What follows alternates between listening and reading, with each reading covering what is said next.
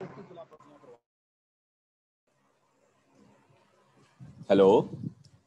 अस्सलाम वालेकुम। वालेकुम सलाम सर। अली बुलाओ सबको जल्दी से। आपकी कोई क्लास थी अभी 8 से 9?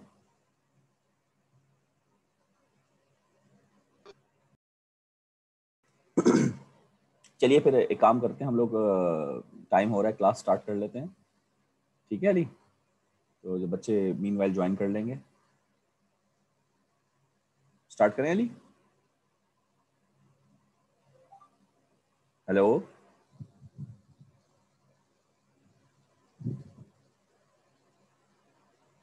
भाई, आवाज़ आ रही है आप लोगों को? आ रही नहीं है इसलिए नींद आ रही है क्या, सो रहे हो? नहीं नहीं उठा हूँ। अच्छा ये बताओ, पहली क्लास थी आप लोगों की 20 बैच की? 8 से 9 थी कोई क्लास? हाँ जी सर, बी की क्लास चल रही है अभी। अभी चल रही है, ख़त्म नहीं हुई? नहीं। तो वो उनको कहो ना, टीचर को बताओ, बच्चों को कहो कि भाई हमारी क्लास स्टार्ट हो गई है, ताकि सब ज्वाइन करें। चलिए मैं स्टार्ट कर रहा हूँ। ओके, लास्ट क्लास में हम लोगों ने alternating current and alternating voltages का चैप्टर स्टार्ट कर दिया था, ये ट्यूसडे वाली क्लास में। ठीक है ना? ओके, तो ये वाला हमने कहाँ तक किया था? आई थिंक के ये फ्रिक्वेंसी तक हो गया था। ये बताइए, ये हमने sinusoidal waveform, alternating supply, time period and frequency, यहाँ तक। भाई जल्दी से रिप्लाई करें।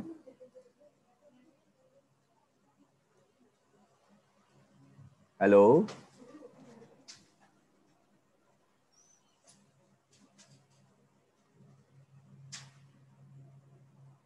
हेलो, आवाज आ रही है आप लोगों को?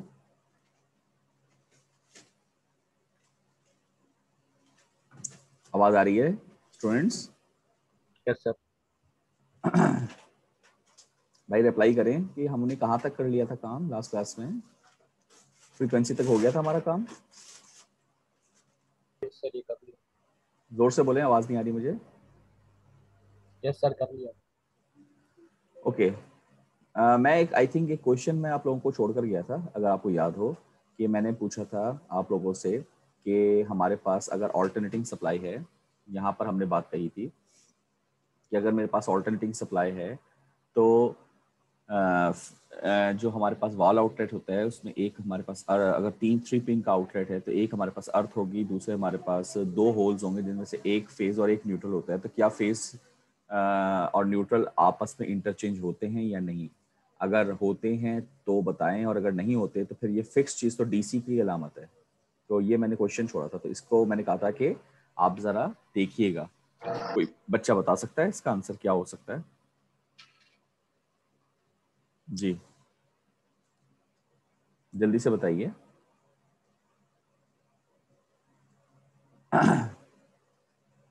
भाई देखिए, खामोश रहेंगे तो फिर हमारा टॉपिक जो है वो कम हम कर पाएंगे काम, और एग्जाम में सारी चीज़ें इंक्लूड होंगी, ये मैं बता दूं आपको। फिर आप खुद ही पढ़ लीजिएगा, मैं आपको लेक्चर भी दे दूंगा सर और स्लाइड्स दे दूंगा, फिर आप खुद ही पढ़ते रहेंगे। आप रिप्लाई नहीं कर रहे हैं, मैं क्या करूँ?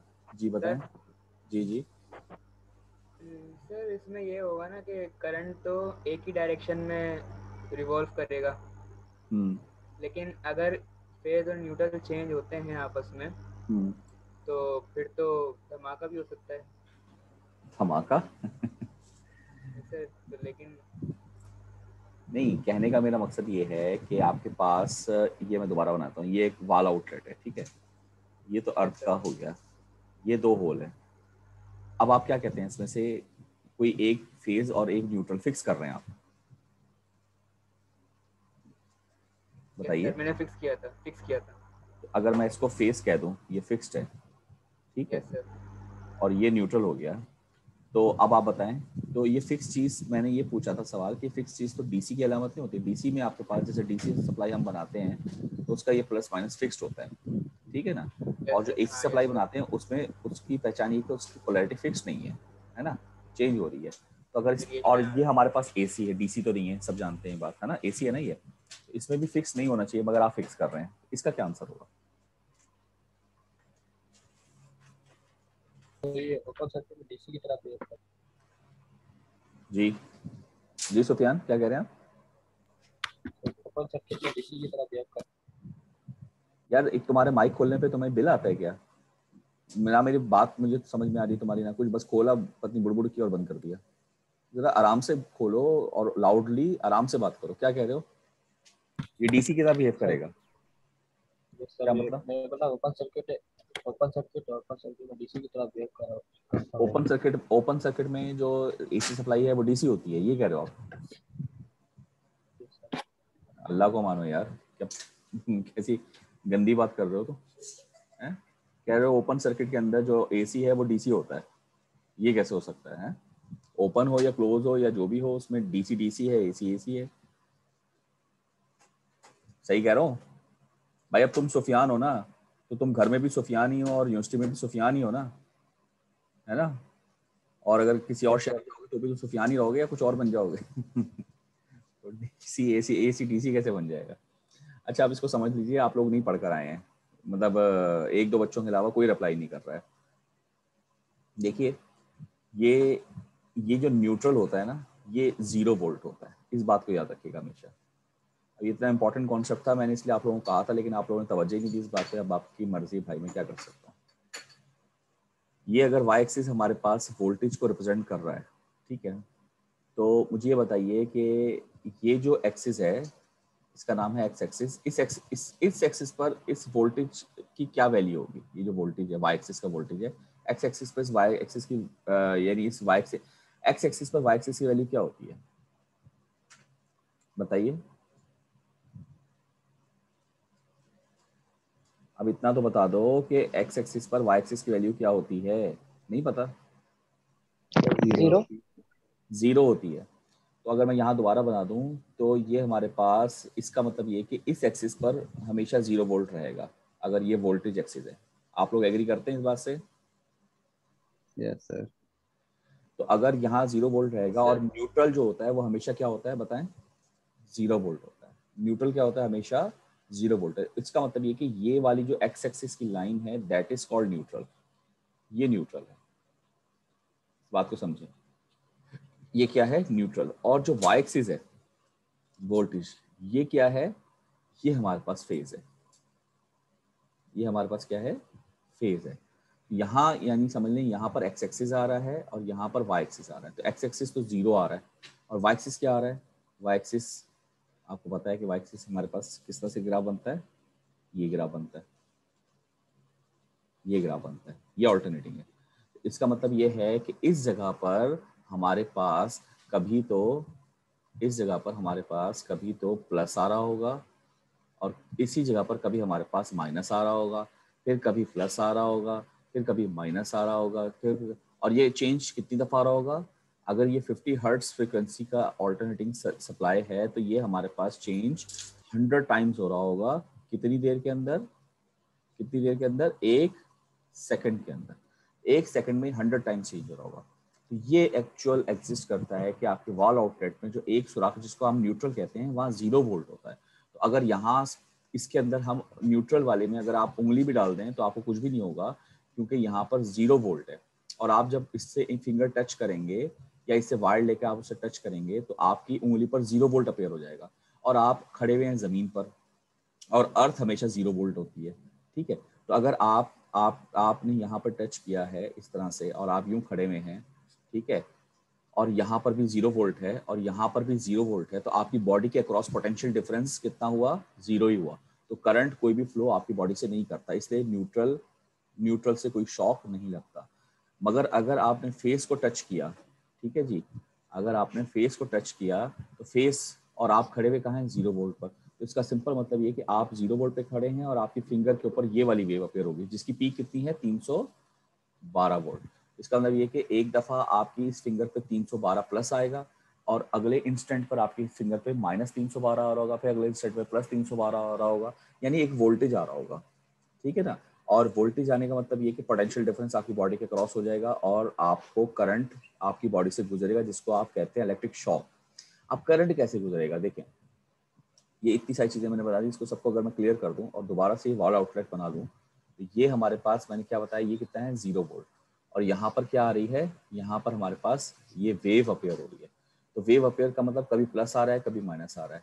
तो सिंपल बात है कि जब इस पर प्लस आएगा जिस इंस्टेंट पे, तो करंट यहाँ से यहाँ ट्रेवल कर रहा होगा, और जब इसमें माइनस आएगा तो करंट यहाँ से 0 से यहाँ ट्रेवल करेगा, क्योंकि 0 माइनस से बड़ा होता है। फिर जब प्लस आएगा तो करंट यहाँ ट्रेवल करेगा, और जब माइनस आएगा तो करंट यहाँ ट्रेवल करेगा। कब करेगा, जब ये क्लोज सर्किट होगा। ओपन में तो डायरेक्ट करंट नहीं होता, क्लोज सर्किट जब आप करेंगे तो इस तरह से। ये कौन सा करंट है, ऑल्टरनेटिंग करंट, और ये वोल्टेज कौन सा है, ऑल्टरनेटिंग वोल्टेज। लेकिन इसमें ये हमें पता चल गया कि जो वॉल आउटलेट में दो होल होते हैं, एक पर 0 वोल्ट होता है, दूसरे पर ये वाई एक्सिस की पूरी वेव अपीयर होती है। तो इसका मतलब ये हुआ कि ये फिक्स्ड होते हैं। जब भी आप देखें, जब आप टेस्टर लगाते हैं तो एक जगह टेस्टर चलता है, दूसरी जगह टेस्टर नहीं जलता, क्योंकि जहां नहीं जलता वहां न्यूट्रल है, न्यूट्रल 0 वोल्ट है, और टेस्टर पे भी 0 वोल्ट है, तो पोटेंशियल डिफरेंस भी बल्ब नहीं जलता। लेकिन जब आप दूसरी जगह लगाते हैं तो वहां वेव चल रही है, तो वो प्लस की चल रही है या माइनस की चल रही है, दोनों सूरतों में पोटेंशियल डिफरेंस अपीयर हो रहा है, क्योंकि टेस्टर में दूसरी तरफ आपने 0 वोल्ट दिया है, तो बल्ब उसका जलता रहेगा। इसलिए फेज एक ही लाइन पर होता है और फेज ऑल्टरनेट कर रहा होता है। This is the concept behind this all story. जी, ये सबको बात क्लियर हो गई? इसमें अगर कोई सवाल है तो पूछ लें। Any question? नहीं। ठीक है, आगे चलते हैं।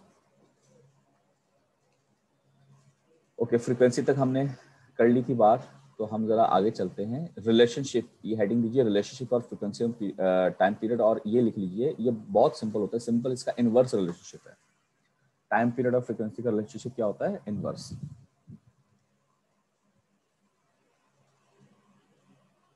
ठीक है जी, नोट कर लिया। ये क्वेश्चन है, which sine wave has a higher frequency, determine the frequency and period of both waveform. जी, बताएगा कोई कि इसमें से फ्रीक्वेंसी किसकी ज्यादा दिख रही है आप लोगों को, फिगर ए या figure B? Figure B. Figure B, बिल्कुल ठीक, वेरी गुड आंसर। अच्छा, चलें यमुना आप ही बताएं, आपने इसका आंसर किया कि ये बताइए इसकी फ्रीक्वेंसी कितनी है।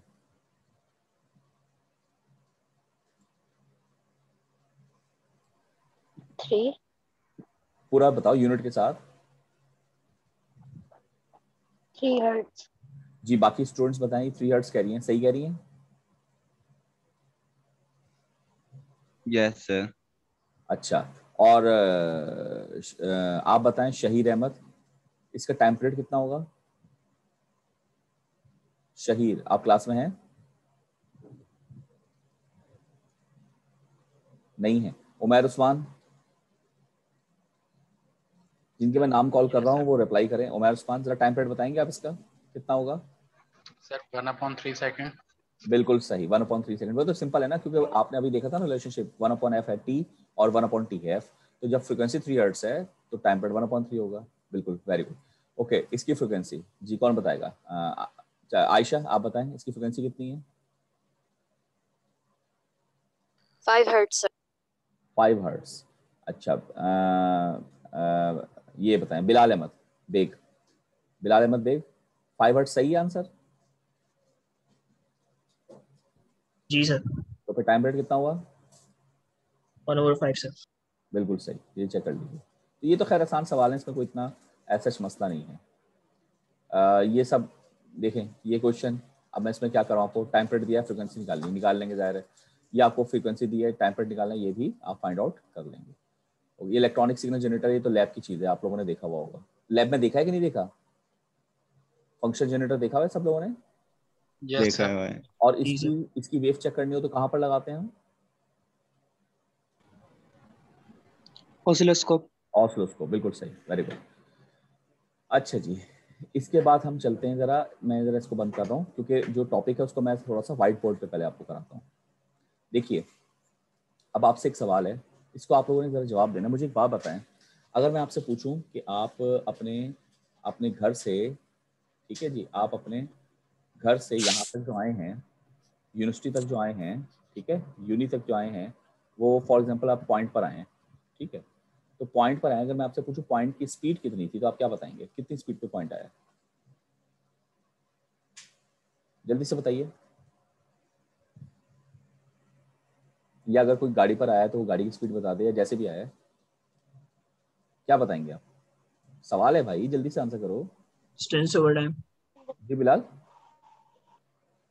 कह सर रहे हैं? डिस्टेंस ओवर टाइम, कितना डिस्टेंस था उसको कवर करने में कितना टाइम लगा। नहीं तो आपने अगर फॉर एग्जांपल आप पॉइंट पे आगे बैठे हैं या गाड़ी में बैठे तो मीटर भी तो दिया होता है, तो मीटर से स्पीड बता देना आप कितनी स्पीड पे आए बता सकते हैं? वेरिएबल स्पीड सर हो गया। कांस्टेंट तो नहीं होगी। एग्जैक्टली तो मैं यही पॉइंट लेना चाह रहा हूँ कि देखें, जब कोई चीज़ कांस्टेंट होती है तो आप उसको बता सकते हैं, मगर अगर कोई चीज़ वेरिएबल है तो आप उसको कैसे बताएंगे? मतलब आप घर से यहाँ तक आए तो पॉइंट की स्पीड तो इनफाइनाइट वैल्यूज पर टच करके गई होगी, तो बहुत सारी वैल्यूज होंगी, ठीक है ना? तो उस पर फिर हम कौन सा कॉन्सेप्ट लेते हैं? जब कोई चीज़ वेरिएबल होती है तो हम कॉन्सेप्ट किस चीज़ का लेते हैं बताएं? ट्रांजिट। गलत।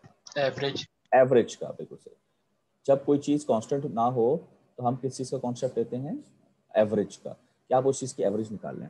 अच्छा, इसी तरीके से मैं अगर आपसे बोलूं कि आपके घर में एक साइनोसॉइडल सप्लाई आ रही है, बल्कि बोलूं कि आप सबको पता है कि आपके घर में साइनोसॉइडल सप्लाई आ रही है, ठीक है, ये आपके घर में आ रही है, तो अब मैं आपसे पूछूं कि यार आपके घर में वोल्टेज कितना आ रहा है, तो आप कैसे क्या बताएंगे?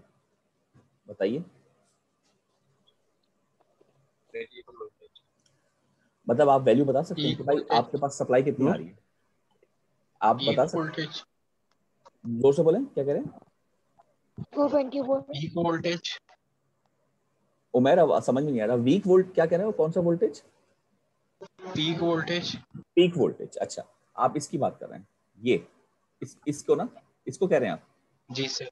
जी सर। लेकिन एक बात बताओ, अगर फॉर एग्जांपल क्या नाम है तुम्हारा उमेर, आपके पास ये टाइम एक्सिस है, तो ये वाला पॉइंट तो सिर्फ एक इंस्टेंट पे आ रहा है ना, बाकी इंस्टेंट पे तो जीरो पे भी आ रहा है, ये भी जगह आ रही है, इनफाइनाइट वैल्यूज नहीं आ रही, बताएं? ये भी आ रहा है, ये भी आ रहा है, क्या कहते हैं आप उमेर? सर नॉर्मली जब वैसे भी हम लोग अगर वोल्टेज जो मेजर करते हैं हम्म। तो मैक्सिमम वोल्ट आ रहा होता है ना, जो 312 और या 220 इस तरह वोल्ट आ रहे होते हैं ना। नहीं, मेरा सवाल कुछ और है आपसे। मैं कह रहा हूँ कि एक चीज आपके घर में आ रही है जो कि वेरिएबल है, तो आप जैसे मिसाल के तौर पे आप अपनी गाड़ी पर यहाँ पर पहुंचे यूनिवर्सिटी, तो आप सिर्फ उसकी टॉप स्पीड बताएंगे या एवरेज स्पीड बताएंगे? No no.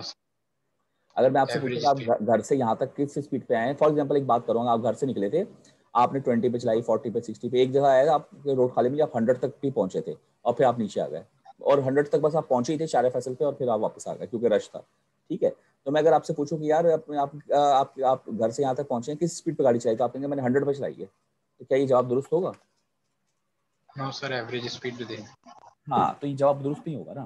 तो देखिए, इसका मतलब सिंपल, पहले तो आप ये समझें कि हम जब भी डीसी की बात करते हैं तो डीसी में हम सिंपल कहते हैं कि सप्लाई कितनी लगी है, आप कहते हैं यार ये 10 वोल्ट की लगी है, बात खत्म हो जाती है, क्योंकि उस पर एक ही लेवल है। उसका ग्राफ कैसे बनेगा?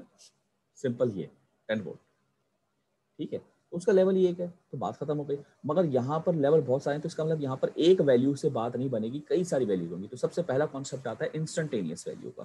किसका आता है? हेडिंग देखिए, इंस्टेंटेनियस वैल्यू।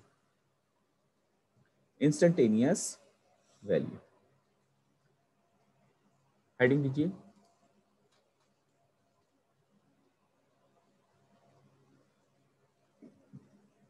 जी लिख लिया आपने? बोले जी hello. Sir. Instantaneous value, instantaneous value क्या होता है? इंस्टेंटेनियस वैल्यू होती है कि इसकी आपको हर इंस्टेंट पे वैल्यू पता चलेगी, यहाँ यानी कि फॉर एग्जांपल अगर आपसे पूछें यहाँ पर वैल्यू क्या है तो आप बता सकें, आपसे पूछें यहाँ पर वैल्यू क्या है तो आप बता सकें कि यहाँ पर ये वैल्यू है, आपसे पूछें यहाँ पर वैल्यू क्या है तो आप बता सकें यहाँ वैल्यू है। ये तो इसको कहते हैं इंस्टेंटेनियस वैल्यू। तो मुझे पता है इंस्टेंटेनियस वैल्यू कब पता चल सकती है? जब इस फंक्शन का, यानी ये जो ग्राफ है, इसका आपको फंक्शन मालूम हो मैथमेटिकली। सही कह रहा हूँ कि गलत कह रहा हूँ? फंक्शन मालूम होगा तो सही आप है। एक्स एक्सिस रखकर वाई एक्सिस निकाल यस सकते हैं सर। ना, है ना?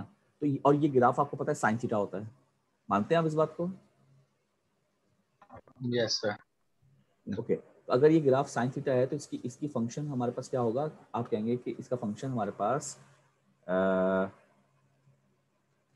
इसका फंक्शन हमारे पास होगा, ये v लिख रहा हूँ, सबसे पहले पीक वैल्यू आएगी, पीक वैल्यू, ये इसको वीपी कह लेते हैं ना, वेरिएबल, ये VP, VP into sine of theta. क्या ये होगा कि नहीं होगा बताएं? भाई ये ग्राफ तो साइन थीटा का है ना, जिसकी वैल्यू 1 होती है और -1 होती है, साथ में वीपी लगा दें तो इधर वीपी और -वीपी और सारी वैल्यूज मल्टीप्लाई हो जाएंगी। सही कह रहा हूँ मैं? बोलो ना Yes, मेरे sir. भाई। लेकिन एक बात बताओ, यहाँ तो टाइम आ रहा है। मैंने कहा ना एक्स रखो तो वाई, देखो ग्राफ बनाते हो तो आप ऐसे ही करते थे ना, एक्स की वैल्यू एक्स और वाई, इस तरह से आप वो बना लेते थे, 2 कॉलम्स वगैरह टेबल बना लेते थे, ठीक है ना। आप कहते थे कि यार इस तरह से ग्राफ बनाते थे कि यार एक्स की डिफरेंट वैल्यूज हम रखेंगे, उसके कॉरस्पॉन्डिंग वाई की वैल्यूज हम फाइंड आउट कर लेंगे और ग्राफ प्लॉट हो जाएगा। तो उल्टा भी ये कर सकते हैं, ग्राफ से आप वो वैल्यूज निकाल सकते हैं, ऐसे ही हो सकता है ना। सही कह रहा हूँ? Yes, sir. तो अगर फॉर एग्जाम्पल मैं आपसे कहूँ कि यार इस पॉइंट की वैल्यू बता दो, ये पॉइंट, ये जगह क्या है, ये जगह टाइम है।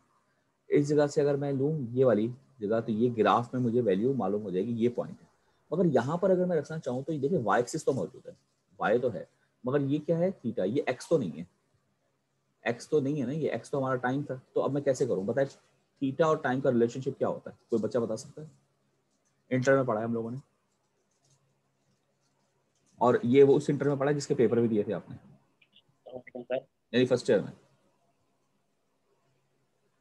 क्या हाल है बताइए सर, खैरियत से? जल्दी से बताइए। सर ये कब तक ऑनलाइन क्लास करेंगी? जी, ये शायद देखें इस वीक हमारी एंड हो जाए, इंशाल्लाह, होप सो। जी बताइए क्लास। हेलो, आवाज आ रही है आप लोगों को? जी सर। जी मरियम, कुछ कह रही हैं आप? थीटा और टी का रिलेशनशिप? नहीं यार, क्लियर नहीं आ रही आवाज, क्या कह रही हो, जोर से बोलो। चलो कोई और बता है, लिख दें आप, मैसेज में लिख दें, क्योंकि आपकी आवाज नहीं आ रही, कोई और बता दे। Sir theta is equal to 2t। Theta equals to 2t? जी सर। ये तो मैंने नहीं देखा यार कभी, ये कहाँ से आया, कहाँ से कहाँ पढ़ा है आपने ये, मुझे नहीं पता इसको। Sir t is equal to 2 pi theta। T equals to 2 pi theta? 2 pi theta। नहीं यार। अच्छा, ये रिलेशनशिप बहुत कॉमन, चले मैं बताता हूँ, आप लोग भूल गए। थीटा हमेशा बराबर होता है ओमेगा टी के, ये आपने इंटर में पढ़ा था, chapter number first year physics, chapter number 4, 2 dimensional motion और सर्कुलर मोशन के अंदर theta equals to omega T, और वेव्स वाले चैप्टर में भी पढ़ा था आप लोगों ने। देखिए थीटा का यूनिट क्या होता है, रेडियन, ओमेगा क्या होता है, रेडियन पर सेकेंड, और टाइम का क्या होता है, सेकेंड। तो डायमेंशनली करेक्ट हुआ कि नहीं हुआ? वही बात समझ में आ रही है? Yes sir. Yes. इसका मतलब v की इक्वेशन बनेगी vp sine of omega T, ये बनेगी इक्वेशन vp साइन ऑफ, इसको नोट कर लीजिए, अगर थीटा की जगह मैंने रिप्लेस कर दी उसकी वैल्यू ओमेगा टी। अब यहाँ टाइम एक्सिस की मैं वैल्यू रखूंगा, और ओमेगा क्या होता है, ओमेगा का तो सबको पता होना चाहिए, ये होता है 2 पाई एफ, होता है कि नहीं होता, बोलें। Yes, sir. तो यही यहाँ पर बात। मैं फ्रिक्वेंसी अगर 50 हर्ट्ज है या 60 हर्ट्ज है, जो भी है वो मैं यहाँ पर रखूंगा, इनमें से जो भी है, ठीक है। और ये वैल्यू आ गई, और टाइम की मैं यहाँ से वैल्यू रखूंगा, साइन निकालूंगा, वी पे मल्टीप्लाई करूंगा, तो मुझे वाई एक्सिस की वैल्यू मालूम हो जाएगी। तो that is called instantaneous value. तो ये पहला फार्मूला हो गया इंस्टेंटेनियस वैल्यू का,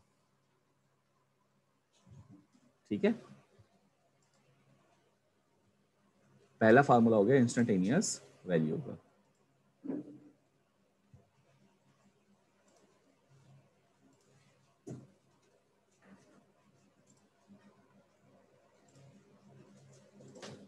ओके जी, यहाँ तक क्लियर बात सबको? तो मैं ये रब कर रहा हूँ, हमारे पास जो पहली वैल्यू हमारे पास आ रही है वो क्या चीज़ आ रही है, नंबर 1 इंस्टेंटेनियस वैल्यू। ये सबको समझ में आ गई बात? अरे बोलो ना यार जल्दी से। Yes sir. अच्छा, दूसरी हमारे पास इंपॉर्टेंट चीज़ क्या है, एक बच्चे ने जो जिक्र किया था कि वो होती है इसकी पीक वैल्यू, वो क्या होती है इसकी पीक वैल्यू, ठीक है। और वो पीक वैल्यू क्या है, दोबारा वेव बनाता हूँ, वैसे पता ही है सबको कि अगर आपके पास कोई वेव हो तो आपको उसकी इंस्टेंटेनियस वैल्यू पूछे तो भी आप बता सकें, अगर पीक वैल्यू पूछे तो पीक वैल्यू उसकी ये होती है या ये होती है, दोनों पीक वैल्यूज हैं, इसको भी वीपी कहेंगे, इसको माइनस वीपी कहेंगे। मालूम कैसे होगी? रेड से बना देता हूँ। आप कहेंगे कि सर यहाँ से लेकर यहाँ तक का वर्टिकल डिस्टेंस इज वीपी। सही कह रहा हूँ गलत कह रहा हूँ? जल्दी से बताएं। Yes sir. तीसरी वैल्यू लिखिए। तीसरी इंपॉर्टेंट वैल्यू होती है पीक टू पीक वैल्यू। ये सुना आप लोगों ने? Yes sir. Peak to peak value ये क्या चीज होती है? सर ये मैक्सिमम पीक से लेके नेगेटिव पीक तक जो हाँ, होती है, ये पॉजिटिव पीक। यहाँ से लेकर यहाँ तक का जो वर्टिकल डिस्टेंस होता है that is called the peak to peak. इसको पीपी कहते हैं और ये नॉर्मली ट्वाइस ऑफ वीपी होता है, क्योंकि जितना ये है इतना ये होता है ना। सही कह रहा हूँ? Yes yes sir. Sir. Okay, इसके बाद हम बात करते हैं उस पॉइंट की जिस पर हम शुरू से कह रहे थे कि अगर आपके पास ये इस तरह की चीज़ है, यानी आप इंस्टेंटेनियस ठीक है निकाली, पीक निकाली, पीक टू पीक निकाली, लेकिन अगर मैं आपसे पूछूं कि आपके घर में सप्लाई कौन सी लगी है, तो वो कॉन्सेप्ट एवरेज का आता है ना। बताइए। Yes sir. लेकिन एक मसला आ रहा है यहाँ पर। क्या भला?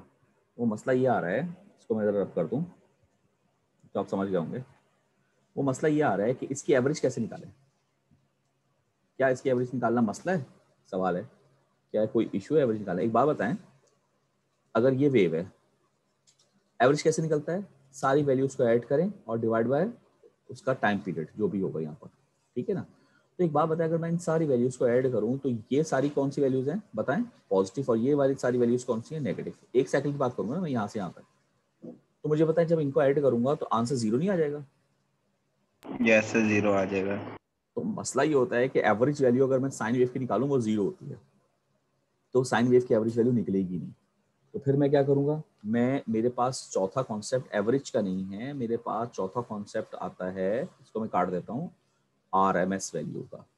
ये बहुत इंपॉर्टेंट कॉन्सेप्ट है, सबसे इंपॉर्टेंट इस चैप्टर में यही concept, RMS value. RMS stands for root mean square value. जी। ये क्या होती है रूट मीन स्क्वायर वैल्यू? ये होती है कि यार जब इसका हम एवरेज नहीं निकाल सक रहे तो एक काम करते हैं, हम उल्टा चलते हैं। उल्टा अगर हम चलेंगे तो सबसे पहले कौन सी लफ्ज आ रहा है बताएं?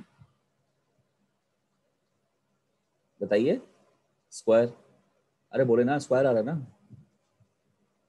हेलो। जी यस सर। सर। अगर मैं इसका स्क्वायर लूं तो कैसा होगा? कुछ ग्राफ ऐसा बन जाएगा। बोले सही है। Yes sir. और अगर मैं इसका स्क्वायर लूं तो कैसा बनेगा?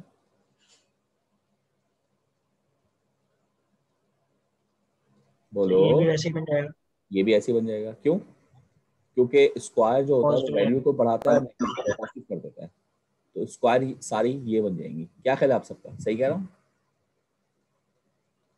जी सर। दूसरा लफ्ज क्या है बताएं? मीन। मीन क्या है? एवरेज। अगर मुझे एवरेज निकालनी है तो वो कहीं यहाँ, इस पूरे की एवरेज निकालूंगा तो कहीं यहाँ आ जाएगी एवरेज। भाई इस वेव फॉर्म की एवरेज निकालूंगा, चलो थोड़ी सी ऊपर बना दी मैंने, थोड़ी नीचे, तकरीबन यहाँ आ जाएगी एवरेज। सही कह रहा हूँ? Yes sir. और आखिर में लफ्ज क्या आ रहा है बताइए? आखिर में लफ्ज आ रहा है रूट। रूट। तो वो जो पहले स्क्वायर लिया था उसको रूट लेंगे तो ये एवरेज वैल्यू यहाँ नीचे को लाई कर जाएगी। इसको कहते हैं आरएमएस वैल्यू, जो कि एवरेज का काम देती है हमारे पास किसी भी साइनोसॉइडल वेवफॉर्म का। और ये निकलती कैसे है? इसका फार्मूला बड़ा आसान है। ये सिर्फ साइन वेव के लिए है फार्मूला। देखें, याद रखिएगा, अगर साइन वेव के अलावा कोई और वेव होगी तो ये आरएमएस का फार्मूला ये नहीं चलेगा। इसको नोट कर लीजिए। आरएमएस बराबर होता है, कितना होता है? 0.707 ऑफ पीक वैल्यू। ये नोट कर लीजिए। यानी सिंपल ये कह रहे हैं कि जो हमारे पास आरएमएस है वो बेसिकली 70.7% होता है किसका? ऑफ पीक का। यही हुआ ना 70.7%? अरे बोलो ना जल्दी से। Yes sir. अच्छा, अब जरा निकालें आप, आपके पास आपके घर में कितना वोल्टेज आता है? 220 आता है ना? बोले। यस। ये आरएमएस वैल्यू बेसिकली बताते हैं आपको, इसलिए आप 220 ले रहे होते हैं क्योंकि आरएमएस आपकी एवरेज वैल्यू है। ये आप 220 वैल्यू लेते हैं। तो अब इसका मतलब ये कि अगर आप ये कहें कि मेरे घर में 220 आ रहा है तो इसका मतलब सिंपल ये हुआ कि इसकी वैल्यू कितनी होगी आपके घर के अंदर? 220 वोल्ट। तो जरा पीक निकालें अपने घर का, कितना आ रहा है? डिवाइड करें 0.707 को इससे, क्रॉस मल्टीप्लाई। पीक निकाल के जल्दी बताइए, आपके घर का पीक कितना है? 220 वोल्ट अगर आपके घर में आ रहा है तो आपके घर में पीक कितना आ रहा है? वो तो आरएमएस है 220। 311। कितना आ रहा है? 311। आगे कुछ नहीं है पॉइंट वगैरह? 311.1739। हाँ, तो मैंने आपको तकरीबन बोला था ना 312 के क्रॉस आपका पीक होता है घर का, याद है आप लोगों को? भाई याद है, बोलो तो। यस। हेलो, आवाज आ रही है? हेलो, जी सर, जी सर। ये Yes, sir. कॉन्सेप्ट समझ में आया आपको कि मैं 312 क्यों कहता था? मैंने कहा था ना बाद में समझाऊंगा। तो ये मसला है कि आपके घर में जो चीज आ रही है वो आरएमएस है, आप आरएमएस कंसीडर करते हैं, लेकिन पीक उसका कुछ और होगा। जाहिर है पीक तो ऊपर होगा ना आरएमएस से, आरएमएस तो एवरेज है। जब भी आप अपनी गाड़ी से यहाँ आएंगे उसकी एक पीक, उसकी एक मैक्सिमम होगी, एक मिनिमम होगी, तो एवरेज तो बीच में होता है ना कहीं। तो ये 220 आपका आरएमएस है, यानी एक तरह से रूट मीन स्क्वायर, यानी एक तरह से एवरेज है ये चीज क्लियर? Yes, sir. चलिए अब जरा आइए हम आपको स्लाइड से मैं आपको बता देता हूँ। कहाँ गई स्लाइड? एक मिनट रुकें।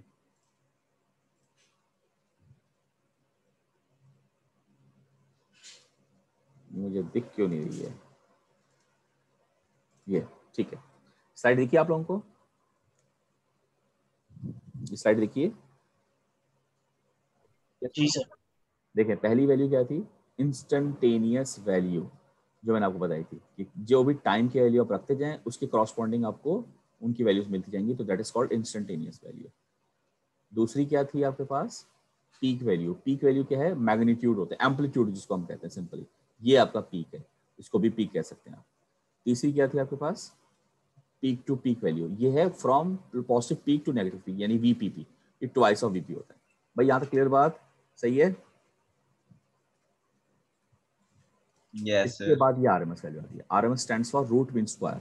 आरएमएस वैल्यू एक तरह से इफेक्टिव वैल्यू होती है। देखो एवरेज भी तो इफेक्टिव हुई ना, असल इफेक्टिव ये है। तो यही कहते हैं कि अगर डीसी में आपको फॉर एग्जांपल में, डीसी तो आपका कांस्टेंट होता है ना, तो डीसी से हम कंपेयर अगर करें, क्योंकि डीसी से यानी फॉर एग्जांपल अगर मैं आपसे कहूँ कि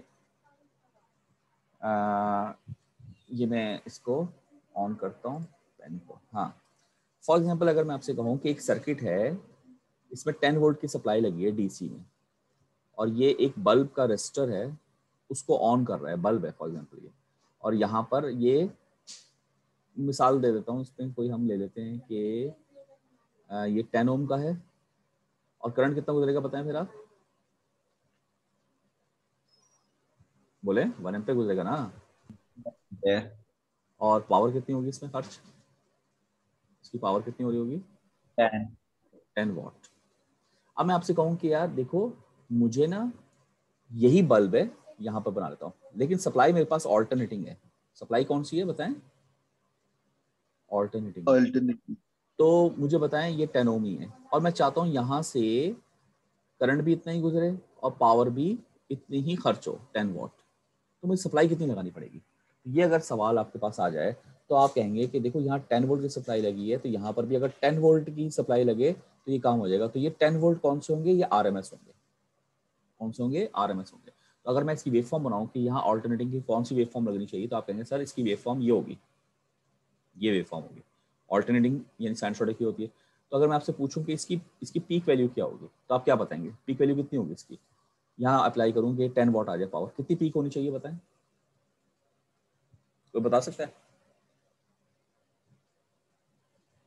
Sir, 100.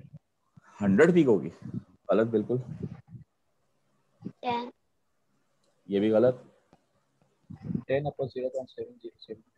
मैंने आपसे यहाँ पर तो आप यहाँ पर 707 मुझे फार्मूले बताना शुरू करते हैं। वैल्यू पूछ रहा हूँ आपसे, कितनी वैल्यू होगी पीक? 0.07। गलत, पागल हो चुके हो। 0.07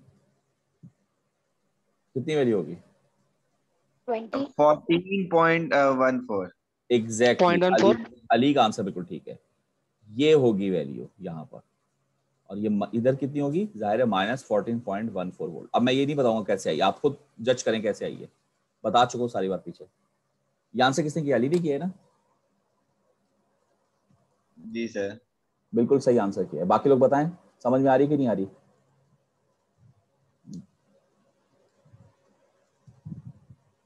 जल्दी से बताइए।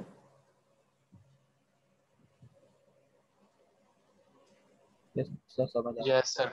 ठीक है, चलो अली आप बता दें जरा एक दफा, जिनको समझ में नहीं आई वो समझ लेंगे कि कैसे निकाला आपने। जो v होता है ना, v vp is equal to जो value V R M S into 0.707 yes. V R M S का फार्मूला मैंने अभी थोड़ी देर पहले लिखवाया था आप लोगों को, कितना होता था 0.707 ऑफ वीपी ये था। इसकी वैल्यू अगर 10 वोल्ट है, यहाँ से वीपी निकाल लो, इसको डिवाइड करके वो 14.14 आ रहा है। तो आपको ये वाली वेव फॉर्म जब आप देंगे तो ये इतनी पावर जनरेट कर देगा। इसका मतलब ये असल इंपॉर्टेंस तो फिर आरएमएस की हुई ना, क्योंकि पीक की तो नहीं हुई इंपॉर्टेंस। आई बात समझ में? एवरीवन ओके, आगे चलिए। ये देखिए इन्होंने फॉर्मूला लिखा हुआ है, ये V R M S 0.707, I R M S 0.707, और ये दोबारा कैलकुलेट की। ये तो कैलकुलेशंस हैं इनवर्स की, यानी 0.7 डिवाइड कर 1.414 आ जाएगा। देखिए 1.414 आया तो हमने 10 वोल्ट दिया था ना, तो ये 14.14 बन गया था। Okay next, average value. देखिए क्या कह रहे थे, average value of a sine wave taken over one complete cycle is always zero. जो बात मैंने कही थी कि एवरेज अगर पूरी साइकिल का लेंगे तो वो तो जीरो हो जाएगा, मगर अगर मैं आधी साइकिल का ले लूँ तो फिर क्या, सर मरियम को ऐड करें। फिर भी क्या जीरो होगा बताइए, जल्दी से बताएं। ये साइनसॉइडल है ना, अगर मैं पूरी साइकिल की एवरेज लूंगा तो जीरो हो जाएगा, मगर अगर मैं आधी साइकिल का एवरेज लूँ इसका तो क्या जीरो होगा क्लास? No sir. नो नहीं सर। होगा। एग्जैक्टली, तो ये फॉर्मूला इसका, इसको नोट कर लीजिए, ये आगे चल के इस्तेमाल होगी चीजें। लेकिन याद रखें ये फिर मैं बता रहा हूँ साइनसॉइडल के लिए से ये फॉर्मूला है। अच्छा ये कहाँ से आया, चलिए इसका भी मैं बता देता हूँ। देखिए एवरेज निकालने का तरीका क्या होता है, एवरेज निकालने का तरीका क्या होता है बताएं। सबका इस पूरे का सम करेंगे, इस पूरे का, इधर देखें क्लास, इस पूरे का सम होगा और डिवाइड बाय इसका यहाँ से लेके यहाँ तक का पीरियड हो जाएगा। तो ये सम करने के लिए ज़ाहिर है आपको, ये तो इनफाइनाइट वैल्यूज है तो इंटीग्रेशन करनी पड़ेगी। तो पहले मैं डिवाइड कर देता हूँ इसको इसके टाइम पीरियड से। तो इसका टाइम पीरियड कितना होगा, अगर मैं इसको 0 ले लूँ, इसको 2 पाई ले लूँ, ये कितना होता है बताएं, पाई होता है ना। Yes sir. तो अगर मैं टाइम पीरियड इसका पाई लूँ और लिमिट कहाँ से कहाँ लगाऊँ, 0 से पाई तक की लिमिट लगेगी, 0 से पाई। अंदर क्या आएगा, ये इसकी पीक वैल्यू है। इसका फंक्शन क्या होता है, फंक्शन तो हम जानते हैं वीपी साइन ओमेगा टी या साइन थीटा, कुछ भी ले लें आप, और डिफरेंशियल डी थीटा। ये इसका फार्मूला है बेसिकली, ये है एवरेज। ये सम कर रहे हैं, ये डिवाइड कर रहे हैं इसके टाइम पीरियड से। ओके यहाँ जाके इसको सॉल्व करें जरा, क्या आएगा बताएं, वीपी साइन का क्या होता है, इंटीग्रेशन माइनस कॉस। अरे बोलो ना यार, सही कह रहा हूँ, यस सर। यही होगा ना, minus VP over pi cos theta, और लिमिट क्या लगेगी 0 से पाई, minus VP over pi, limit लगाएं। कॉस पाई कितना होता है -1 और कॉस 0 कितना होता है 1, तो कितना आ गया 2 वीपी ओवर पाई, 2 वीपी ओवर पाई, और वो 0.637 होगा।